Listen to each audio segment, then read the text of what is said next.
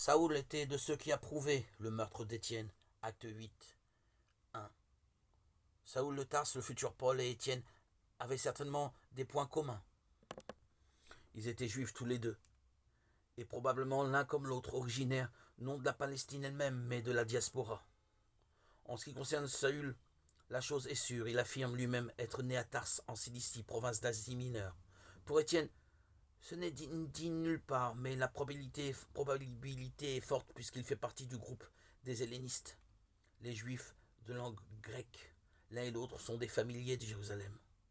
Le premier pour y avoir fait ses études sous la houlette du pharisien Gamaliel, le second puisqu'il semble être un habitué de la synagogue dite des affranchis, qui rassemblait à Jérusalem des membres de la diaspora.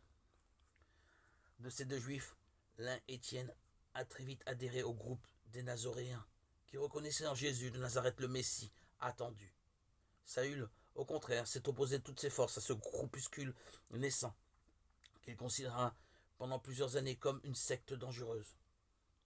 Et lorsqu'il apparaît pour la première fois dans les Actes des Apôtres, c'est à propos d'Étienne lors de sa lapidation.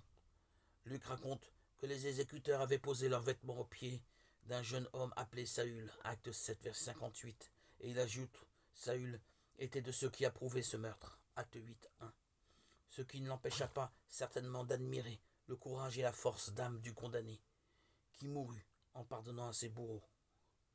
Quelques mois ou quelques années plus tard, Saül demandait à son tour le baptême, et c'est à Damas qu'il reçut les premiers éléments d'enseignement dans un groupe de chrétiens hellénistes, proches d'Étienne. Justement, si bien qu'on peut se poser la question, Paul ne serait-il pas le fils spirituel d'Étienne?